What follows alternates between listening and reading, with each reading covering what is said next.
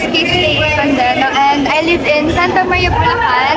Tapos naglalaro na po ako ng 8 years going 9 years. Hello, I'm Nathaniel Silva, 20 years old, originally from Calapan City, Oriental Mindoro, but ngayon po I'm currently studying at Adamson University. Saan ka nag-aaral? Sa Cornerstone College Incorporated sa San Jose, Bulacan po. Pero college ka na? High school, senior high school. Sino? Ikaw ba? Incoming third year college po. So first muna, paano kayo nag-start sa badminton? Actually po kasi parang before meron po akong health problem. So parang ang sabi po ng doktor is kailangan ko daw po healthy living. Sakto po yung ate ko nagbabadminton na siya. So parang at first po dapat for healthy purposes lang po. Tapos parang nung kay Coach Kopit po sa training po ngayon, parang tinay niya lang po ako isubok sa mga tournaments and then parang doon niya po nakita yung talent ko po. So nagtuloy na po. Malaman kung ano yung problem ko. May hard problem po dati. Pero okay na po ngayon. Ikaw, paano ka nag-start? Paano ka rin napunta dito sa Adamson? Dati po kasi sa Mindoro po talaga ako ate po. Nagkataon po na one time natalo po ako ng regionals. Sabi ko, parang gusto ko bumawi. Nag-training ako sa Manila po. Then nagtuloy-tuloy, instead na bumalik po ako sa province namin, naka-enroll po ako dito sa Letran po, nakapasok po ako. And then nag-pandemic, tapos nung college po, nakapasok po ako sa Adamson. So akala ko noong una, hindi na ako makapaglaro. And ngayon po, nabigyan pa rin ako ng chance makapaglaro. Bale yung regionals natalo? Opo, natalo po ako ng regionals. Paano nag-train? Paano yung, ano kasi yung po, journey? since alam naman po natin na kino-consider yung Manila na nandito talaga yung buhay ng badminton po. So naisip ko parang lumuwas po dito para mag-training. Para pag uwi ko po sa province namin, medyo kargado po ako para sa upcoming tournaments po. Kaso nga lang, nagkaroon po ako ng break dito na makapasok po sa Letran. Kaya, ayun po, dito na po ako nagtuloy ng high school ko and hanggang sa mag-college, dito na rin po ako. Ano yung sumugal ka lang na, ano yung training na pinasok mo? Ano po, kasi po yung mga coach ko po doon, yung dating coach nila, nandito na sa Manila. So, technically, pinasa po ako dun sa coach ko. And, sa Letran? Opo, naipasok po ako sa Letran po. Ng high school? High school po, specifically grade 9 po. Tapos, graduate ka sa Letran? Opo, graduate po ako sa Letran ng senior high. Tapos, paano ka napuntang Adamson? Dapat po kasi, nag-pandemic na noon, supposedly magsa San Sebastian po ako kasi nga, close po yung ibang schools. And then, yung isang naging coach ko po sa San Sebastian, gusto niya po na i-pursue ko pa rin yung UAAP dream ko. Kaya I still tried po nung merong opening sa UP. And di man po ako nakapag-UP pero nag-open po yung doors ng Adamson kasi. Tapos ngayon, kung paano kayo napili or paano naging deliberations kaya napunta kayo ngayon dito as scholars? Parang sinend po kasi sa GC namin sa BCPA naman po yung isa ko pong team na looking daw po sila for scholars, ganyan. Kaso po parang kami din po kasi ni Mama parang financially naghihirap na rin po kami. So parang nag-chat naman po kami kay Tita Jem if pwede daw po kahit papano, kahit tiga Bulacan po ako, magsa-tryout po ako. Tapos nung nag-tryout naman po kami, parang binigyan lang po ako ni Coach ng 1 week preparation for the tryout. Tapos sumabak naman po, luckily, isa po ako sa napili. Sinong, coach from dito sa... Saan? Sinong coach yung... Yung nag-prepare. Si Coach Angelino Bernardino po. From Bulacan po. Sa school mo? Sa school po. Player ka ba sa, varsity ka sa school? Ano yung parang mga biggest na natutunan mo mula dun sa college mo? Ay, sa school mo para nakatulong dito? Siguro is yung, kasi parang dati po mahina po kasi yung mental, na parang kapag natalo, ay ayoko na, ganyan. Tapos si Coach po, tinuruan niya po kami na parang kapag natalo, basta ahon ka lang or basta if may nag-close sa doors, may mas malaking darating sa'yo. So maghintay ka lang and work hard lang. Tapos yung sa'yo naman, ayun nga, sabi mo, nag-pandemic, tapos nakapaglaro ka nakalipat kang Adamson. Paano yung naging journey mo nung nagsimula ka sa Adamson? So yung simula ko po sa Adamson, medyo hindi po ako confident nun kasi naisip ko po, medyo lumalaki yung skills gap po ng mga nakakalaban ko. Lalo na po, bigla pong papasok na kaagad ako sa college. Kumbaga, dahil nag-pandemic po, hindi ko na nalaro yung ibang playing years ko nung grade 10, grade 11, grade 12. So parang papasok na kaagad ako sa big league po. Kaya kumbaga, medyo slow start po. Hindi ko naman sasabi na gano'n na po kalakasan. Pero at the end of the day, palagi ko pa rin po tinatry na ibigay yung best ko, lagi pong all out para kahit pa paano ako compensate po yung mga naging gap po sa akin na ibang. Kapag UAAP ka na nitong past season? Opo. First season ko po, season 85 and last po, season 86 po. Nakapaglaro po ako both season ko. First year and second year po. Kumusta yung experience mo nun? Okay naman po since medyo nasa huli nga po yung ranking ng school namin. Yung mga nagiging recent UAAP performance ko po, palagi po nag-reflect hanggat maaari para kung may pwede po akong baguhin para may ahon sa standing yung team namin. Ako po yung maging catalyst ng pagbabago para sa team namin. Kumbaga, hindi man po ako yung pinakamagaling pero I could be the one who always gives his best po para sa team. Anong position, anong place mo nung nitong season 8? Currently po, nasa last place po kami. Yung Adamson? Opo, nasa 6th po kami sa UAAP school.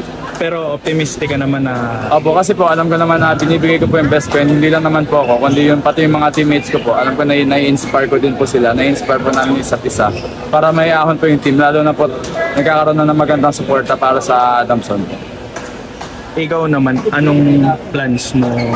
Ayun nga, di ba nasa senior high ka ngayon? After sa college, meron bang ano?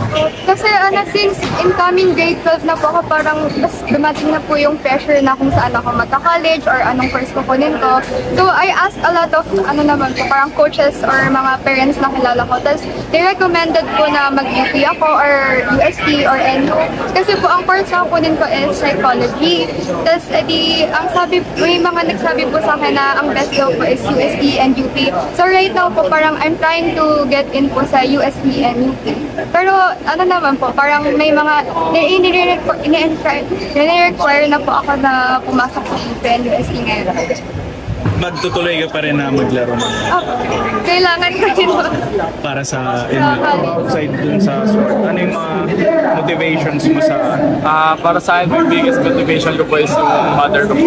Kasi along the way po, palagi po siya nakasuporta even though hindi man po kami ganun kaalwan sa financial status namin. Kumbaga, gumagawa po talaga ng paraan yung mama ko para makapagtuloy po ako ng pag-aaral and makapagtuloy po ng pagbabadminton. And sa pagbabadminton po, nakagawa din po ako ng paraan para po makapagbalik sa kanya. In terms po na nagkakaroon po ako ng scholarship, hindi niya na po masyado iniisip yun. And nagkakaroon din po ako ng mga sponsors po para kahit pa paano makausad po ako sa everyday na pamumuhay. Anong pangalan ng mother? Maylin po, Maylin Asidilio. Asidilio. Ayun nga, syempre nasa UAAP ka na ngayon, kumbaga kahit pa paano, unti-unti mo na aabot. Ano yung mga next pang goals mo sana? Ako po, to be honest po, UAAP po talaga yung pinaka-dream ko. And di ba nga po, sinabi ko na nag-pandemic, akala ko po wala na. Hindi na po ako makakapaglaro. And ngayon po, na nagkaroon po ako ng break po sa UAAP. Ang naging next goal ko po, since nandito naman ako, I wanna make the most of it po kasi hindi naman lahat nagkakaroon ng chance para makapaglaro sa liga. Kumbaga, ang pinaka-inaasam ko po talaga, makapag-Final Four po yung Adamson Badminton Team. And kung kaya pa po, may bigay po namin sa mga susunod na generation yung magandang start po para hindi po sila mahirapan and hindi na nila maranasan kung ano po yung naranasan namin. Outside naman sa badminton, yun nga, scholar kayo ng Rota Smash. Ano yung parang mga responsibilities na meron kayo ngayon? Since scholar athletes po kami, kumbaga scholars of change po kami. Kumbaga inaasahan po kami na maging role model po. Una-una, syempre sa badminton po kasi ito po yung platform namin para makilala ng ibang mga bata po. And may pakita po namin na hindi lang palagi sa badminton umiikot yung mundo po dapat ng isang atleta.